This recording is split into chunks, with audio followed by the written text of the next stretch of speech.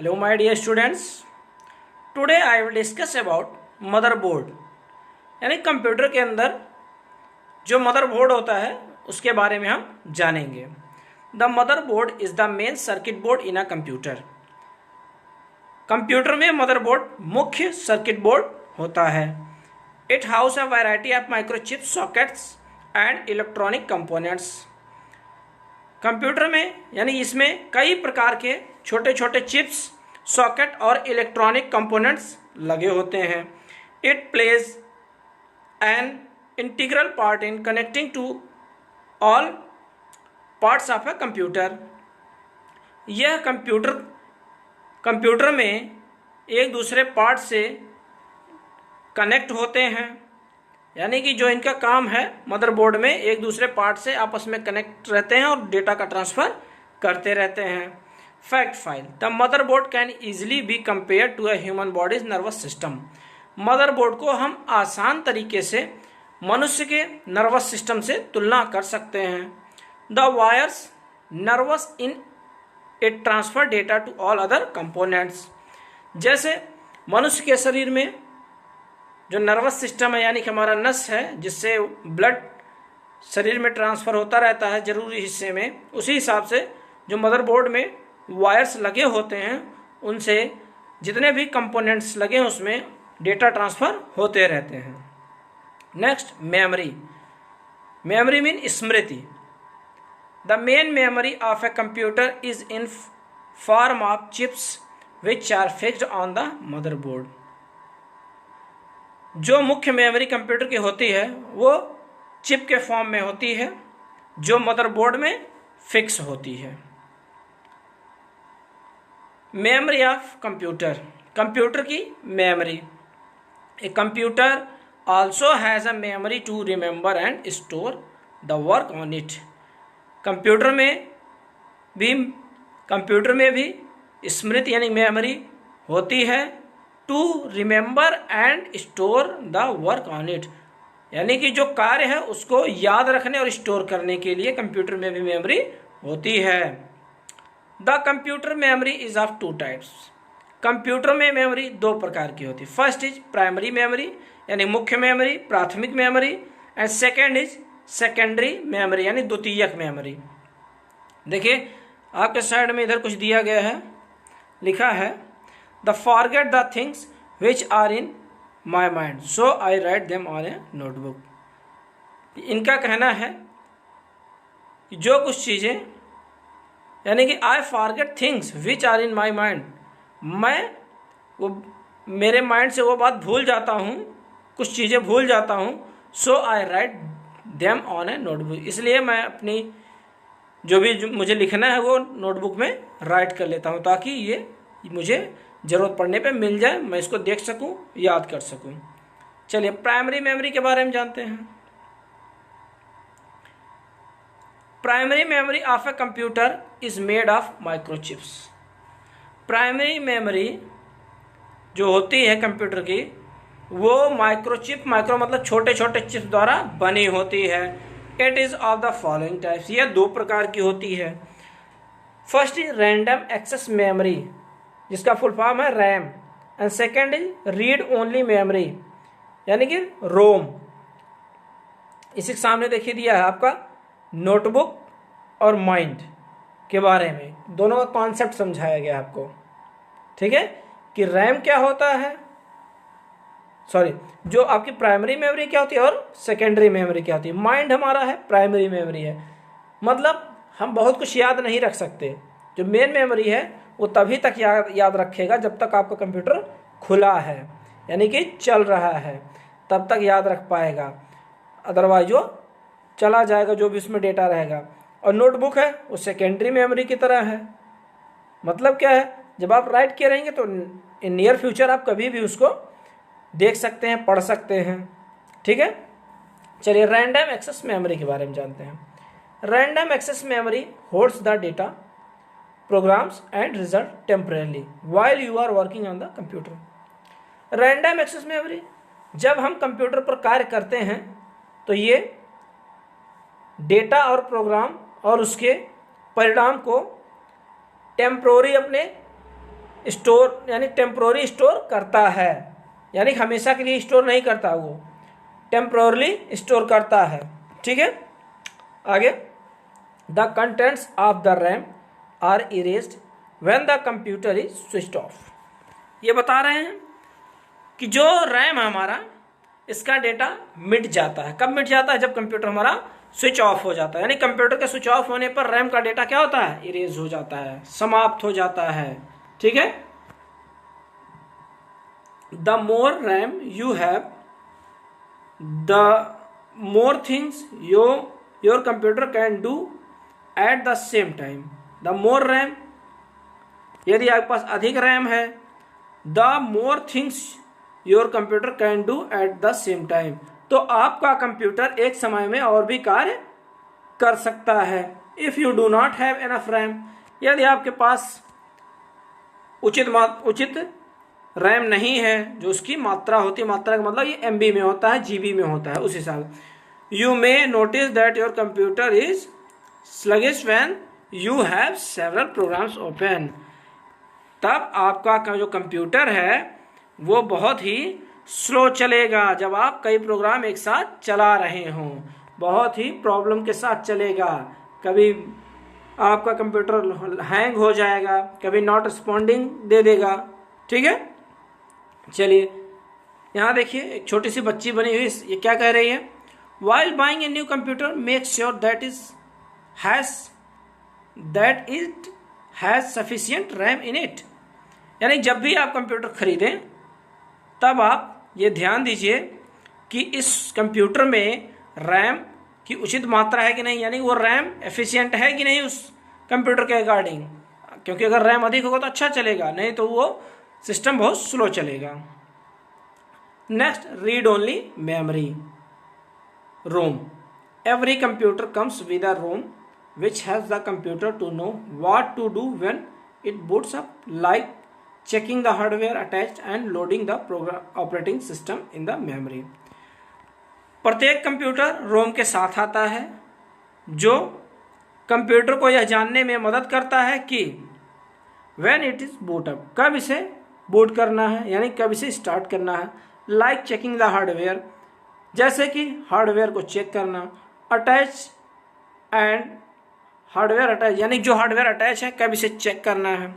And loading the operating system, और operating system को load करने में, यानी मेमोरी में लोड करने में, ये रोम का कार्य है।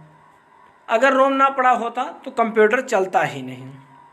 रोम में वो चीज़ें प्रोग्राम्ड की जाती हैं कि जैसे ही हम स्विच ऑन करेंगे तो वो रोम जाग जाएगा, उसमें जो भी निर्देश फीड किए गए हैं वो उसी अकॉर्डिंग खुलेगा। यानी कि जब भी कंप्यूटर ओपन होता है, जैसे आप स्विच ऑन करते हैं, ऑन से लेकर डेस्कटॉप तक की जो बीच की प्रोसेस है वो रोम से ही उठकर आती है। Fact file, the process of starting up of a computer is called booting. यानी कि जो कंप्यूटर के स्टार्ट होने का प्रोसेस है वो बूटिंग कहलाता है। बूटिंग क्या कहलाता है? कंप्यूटर के शुरू होने से लेके, यानी जो उसका डेस्कटॉप आ जाता है, जब स्टार्टिंग प्रोसेस बूटिंग कहलाता है। This process include initialising all hardware component attached in your computer and loading the operating system which makes your computer और operational.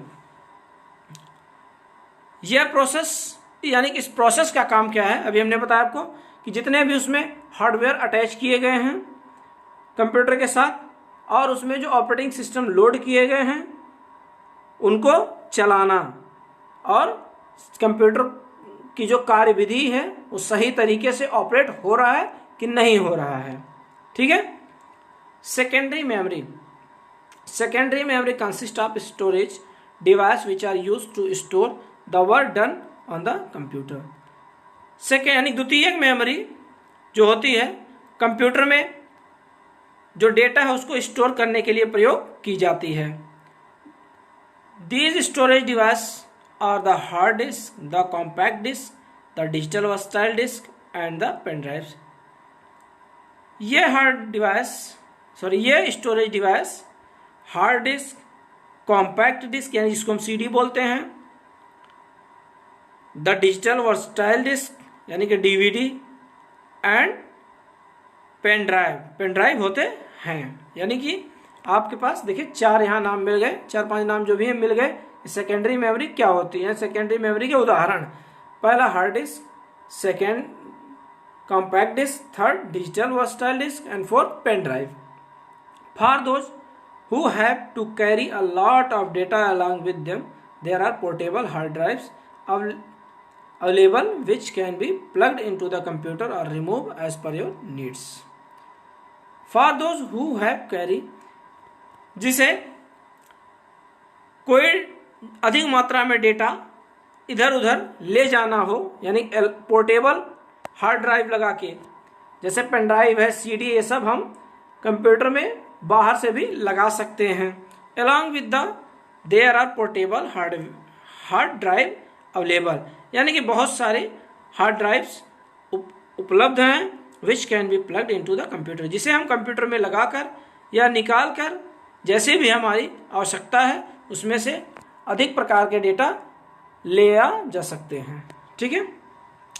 There are 2 types of CDs available, यहाँ CD 2 प्रकार की उपलब्ध है।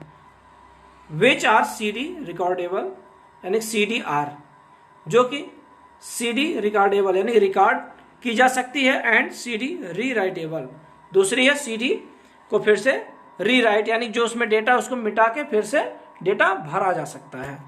On A CD are, CD are में, CD are पर you can not delete the recorded data, जो data record है उसको आप डिलीट नहीं कर सकते। यानी जो सीडी है उसमें अगर मान लीजिए कोई फिल्म डाली गई है तो फिर जो सीडी रिकॉर्डेबल वाली है उस फिल्म को आप डिलीट नहीं कर सकते, but can keep on adding data to it till the becomes full.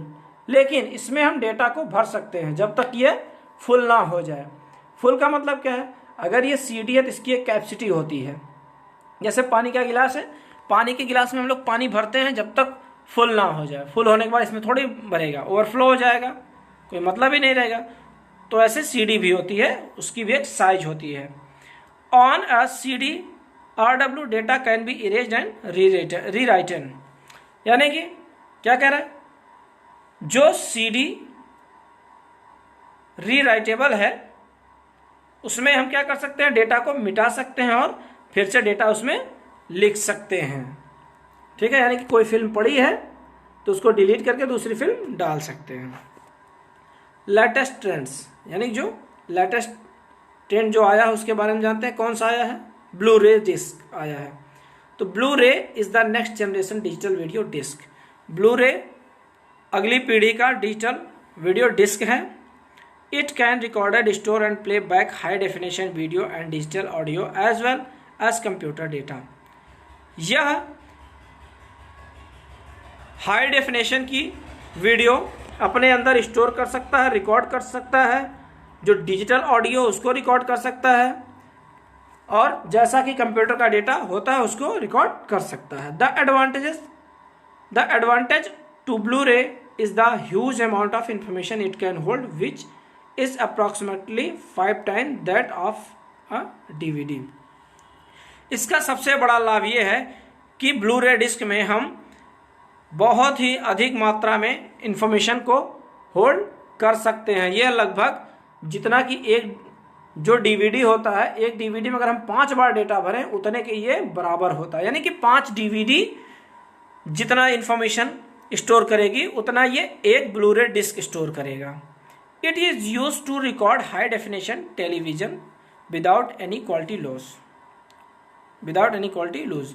यानी कि it is use to record high definition, इसका प्रयोग हाई डेफिनेशन टेलीविजन की रिकॉर्डिंग करने में, वो भी बिना किसी खराब क्वालिटी के किया जाता है, यानी क्वालिटी भी अच्छी होती है और हाई डेफिनेशन टेलीविजन का रिकॉर्डिंग भी हो जाता है। Unlike current DVDs which use a red laser to read and write data, Blu-ray uses a blue laser to do that and hence got its name। एक तरफ जहां DVD में red laser का प्रयोग डेटा को रीड और right करने के लिए किया जाता है, दूसरी तरफ जो ब्लू रे डिस्क है इसमें डेटा को रीड राइट करने के लिए ब्लू लेजर का प्रयोग किया जाता है। इसी के आधार पर इसका नाम ब्लू रे डिस्क पड़ा। ठीक है। इसके बाद देखिए checkpoint, write the full form for the following terms. कुछ फुल फॉर्म्स हैं, इसके बारे में जानना है। CPU, ये देखिए जो आप यहाँ लिखा है CPU, CUALU, RAM, ROM, CDR, CDRW and DVD, ये आपको यहाँ पे फुल फॉर्म इसके राइट करने हैं। अब आपको कुछ और क्वेश्चन दिए जाएंगे जो आपको अपनी होमवर्क की फेयर कॉपी में करनी है और शाम 5 बजे तक फ़ोटो खींचकर भेज देना है।